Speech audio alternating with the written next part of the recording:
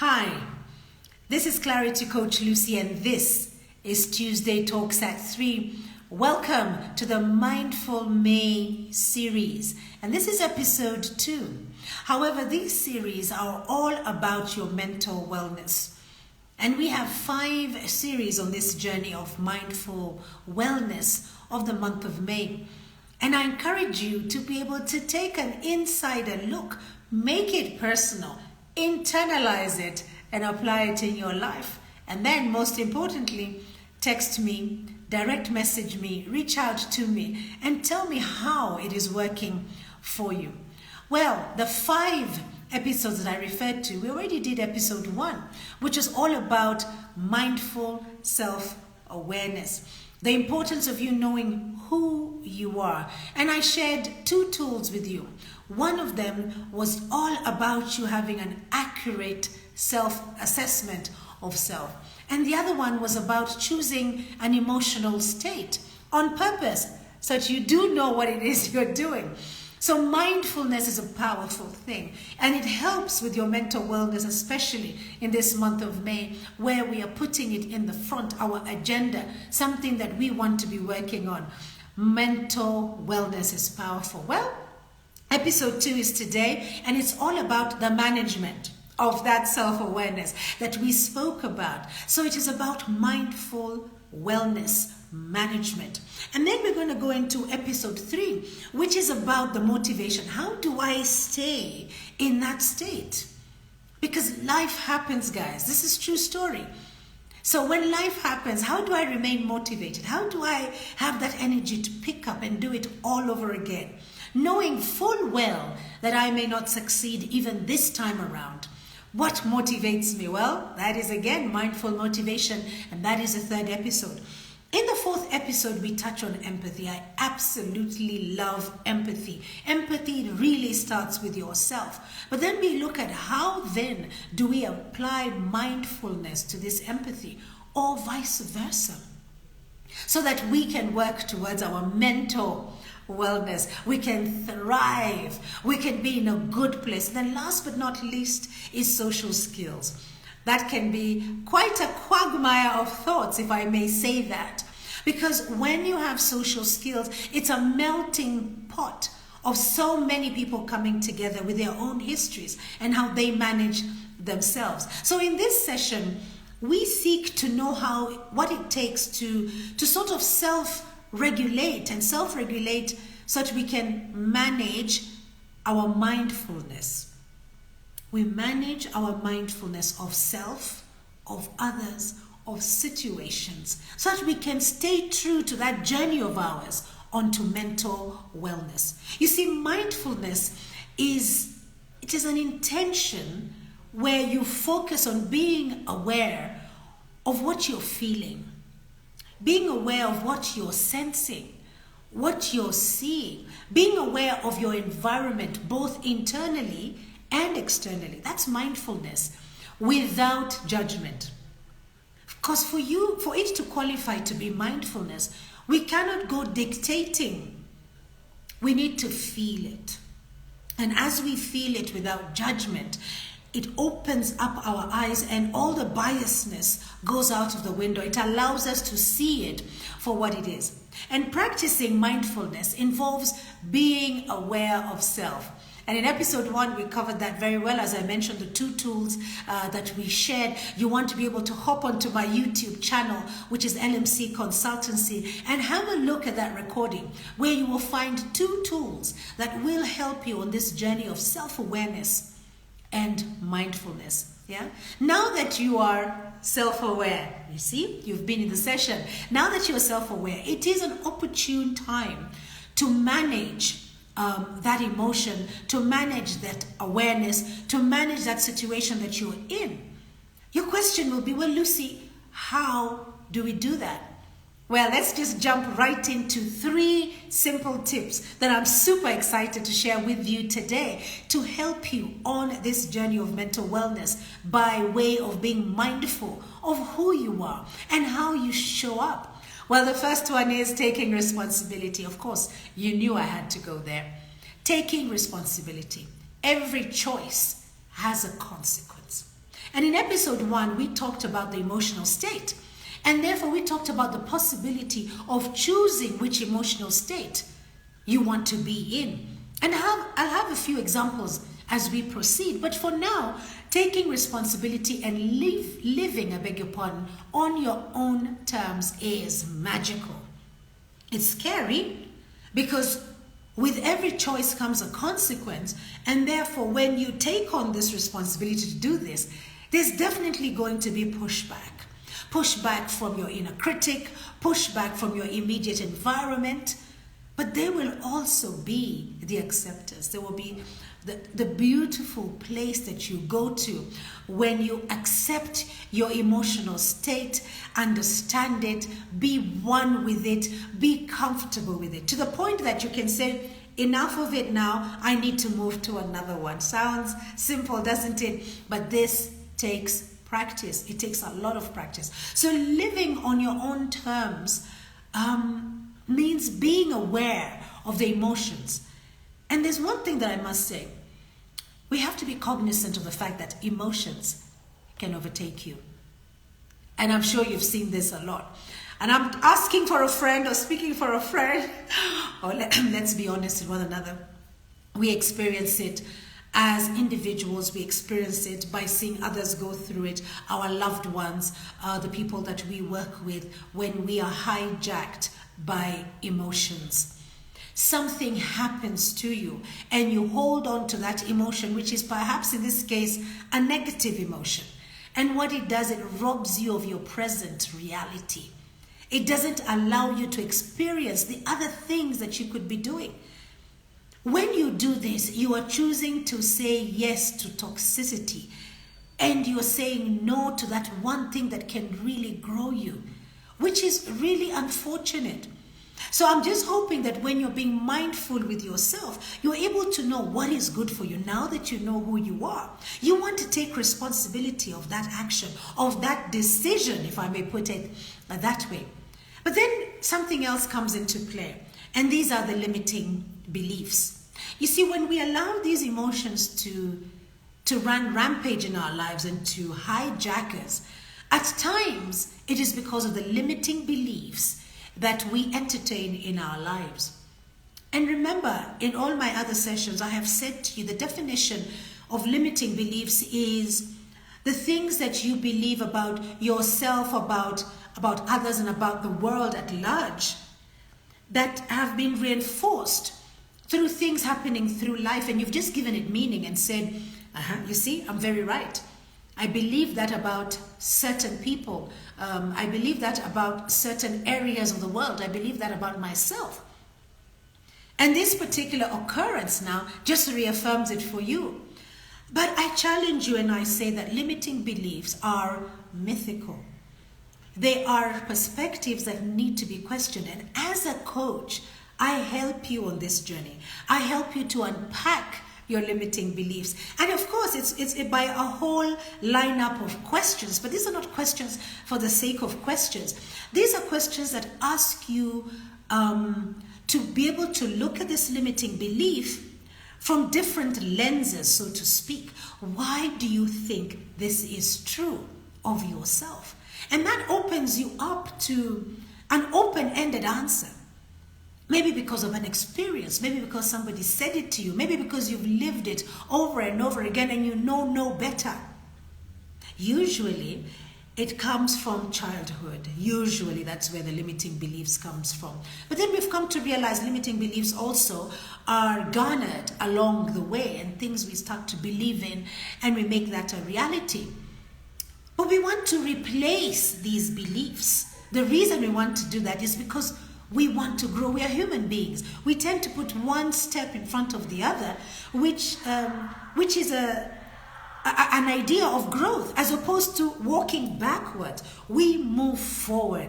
So we want to look at our beliefs and be able to break them down. You need the help of a coach to do that, and have different perspectives, have a choice, and then create new narratives.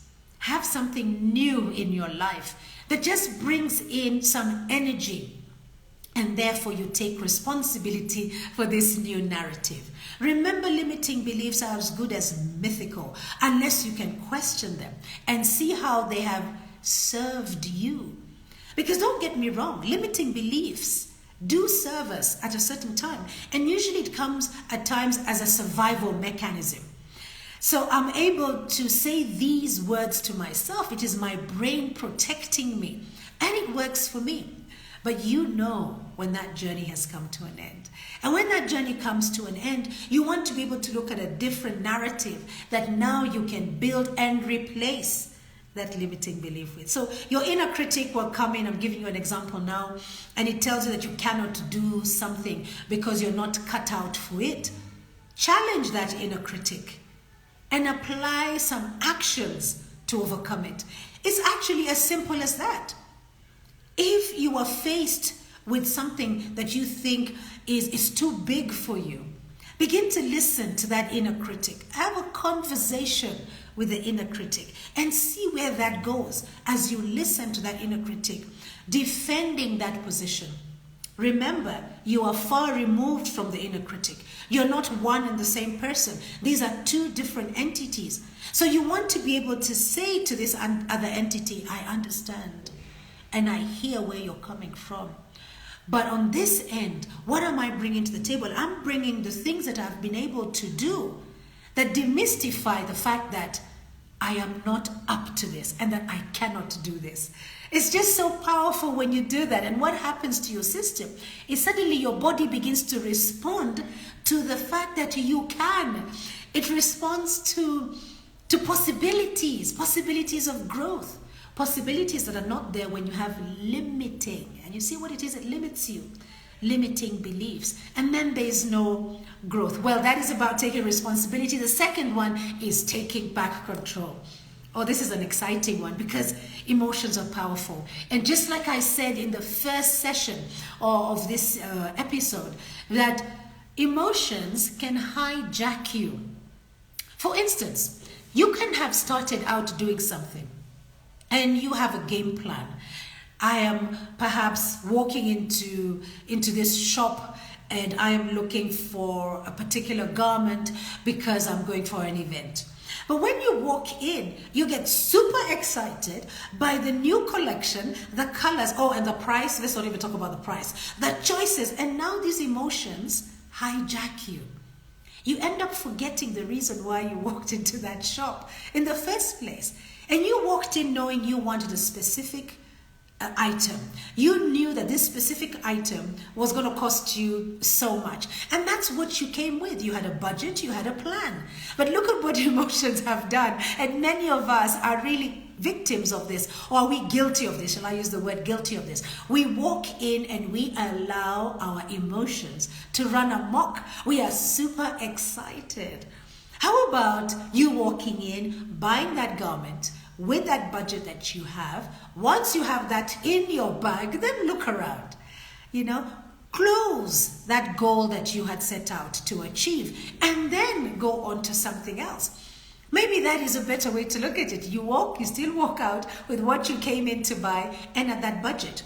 And now as you stay on, perhaps you're window shopping, you're seeing what the prices are, you're looking at the shapes, the sizes, the colors, maybe you're even trying them on. It's really up to you.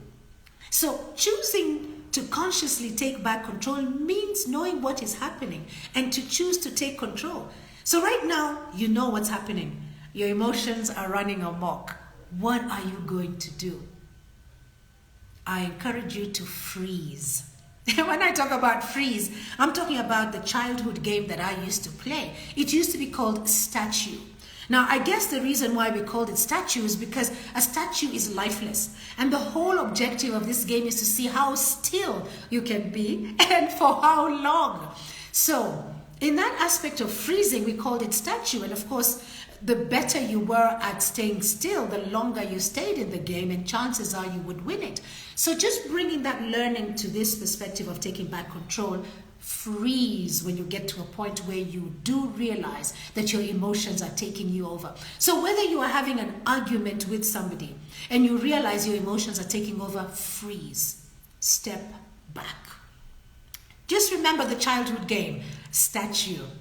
If you were in a shop and you went in to do something and then you get overtaken by your emotions, freeze and step back. Ask yourself this question: how should I think, feel, or act in this very moment? The minute that you stop, it's as if you have splashed cold water on your face, because that is one proven way to manage emotions. It's as though you have just told yourself, shut down. Whatever emotion you are experiencing now has no life. It really has no life. So by doing this, you're not allowing your subconscious to take control. So we're not going to go happy-go-lucky in that shop and buy everything that we can on our credit card and then have to pay it and feel the pain of paying. We are allowing that conscious mind where we are consciously thinking about the present and here and now and asking ourselves, how should we think, act, feel, do in this moment? And then from there, we take back control. So here's a good example. Supposing a relationship has come to an end. It could be that you've been laid off, or you had to resign, or you've broken off connections with a best friend or a loved one. And when the relationship has come to an end, how do you feel? And what emotions well up? This happens to us every day. Now, one of two things can happen. You can decide to wallow in this emotion of loss, or you can choose to pick it up and do something about it. So you're not wasting that emotion. You are using it to become a stronger person. And this is something that you can do for yourself time and time again. This is what I call taking back control. What you choose to feel in that moment is what will propel you to move forward. This is where your energy will flow towards. Your power to direct your thoughts and direction lies within you. No one else can give you that power. That's one thing that you need to remember. No one else can give you that power. Only you can get that power, and only you can give that power away. This is about looking at things differently. This is about having another perspective as to what is happening around you. So freeze and step back and ask yourself, how else should I act in this situation? How else should I feel in this situation? How else should I be? That means you are draining or killing the life of that original emotion, and you're replacing it with something else. Freezing and looking at things differently is another way to manage your emotions, is another way to allow the mindfulness to come into your life. So I ask you here and now, what emotions keep on coming up for you? Think about them. If nothing is coming to mind, then ask yourself to write down and then consider how else can you look at it. If it's coming up to you as an example right now, then you just consider, this is what I'm going to do the next time. Maybe you've just lost a business right now, right here and now, and you don't even know what you're going to do. How else are you going to look at this business loss? Through different lenses. Could it be that now is an opportunity to change your values? Is it an opportunity to revisit your purpose? Is it an opportunity to change your attitude? Maybe that is what it is. Maybe it is something then that is helping you open up and grow. Remember, we are human beings and we want to move forward. You want to be able to do that for yourself. The third one and the last one is seeing the writing on the wall. You know, when I say that, I remember the Bible story of Daniel, and Daniel was interpreting dreams, and the words that were written in the Bible were mene, tekel, upharsin. Okay, that is a very random thought there, but this is what came to me, that the writing on the wall was there. It is something we could have all seen, and at times we totally miss it. You know, in certain situations that you've come to the end of something, or that emotion is overrated and it's time to move on, but you keep on hanging on to it. The writing is on the wall. So though it is there at times and we don't see it, it is said that hindsight is 2020. So whatever happens, even if you didn't see the writing on the wall at that instant, you didn't recognize it, hindsight, which is 2020, will come in and just give you a jolt. Because this is now you having the full knowledge and complete understanding that this is what happened to you. And now after it has happened, at times you ask yourself, how is this helping me now? It has already happened. Take the learnings, take the lessons and apply it, because I can assure you the world goes around and it is going to come back again. You're going to use these learnings. So let us consider some things that perhaps could affect our emotions and be in the way of us having a mindful approach to our mental wellness. Let's just look at 3 simple things. Let's look at fatigue. So you are feeling fatigued, but you don't realize you're feeling fatigued. The emotions that are playing are something like irritability, or you're feeling impatient or angry. Well, this is your body, because we're emotional beings and we tend to experience the emotion first, or the emotion is the one that takes center stage. We tend to experience the emotions first before the physical. And even if they happen almost at the same time, it's the emotion that is sending the messages to our mind. It is these emotions, I beg your pardon, that our mind is sending out as messages, saying something is happening, and then it is converted into something physical. So this could be you feeling fatigued. You are tired. Your body wants you to rest. So what is it doing? It's giving you emotions, and you're experiencing irritability, you're experiencing anger, you're experiencing shortness, you're experiencing anger. Did I say anger already? Impatience. That is what you're experiencing. Your body is telling you, slow down. The writing is on the wall. Now you get where I'm going with this. Let's move on to the next one. Food and drink. Food and drink. So you're hungry, you're thirsty, or maybe you've overeaten. The emotions that come up again could be about irritability, because this energy can be very deceiving. If you eat too much, then you've got this, your body kind of begins to slow down. You've got like a laxity or a lethargic feeling that you have, and the emotions that then come up is that you're just fed up, you're tired, you want to rest. This is what food and drink can do for you. On the other side, perhaps you are so hungry. I know people personally who, when it comes to hunger, then irritability comes in. And I see them getting so annoyed about a situation. And I know the fix here is get them a drink or get them food. So what is it telling you? Balance your intake. So at any one time, your body needs to be nourished. So what is it? Why are you keeping yourself hungry? Why do you not carry a snack in your bag, or put a snack in your office, or when you go in for a meeting, have something?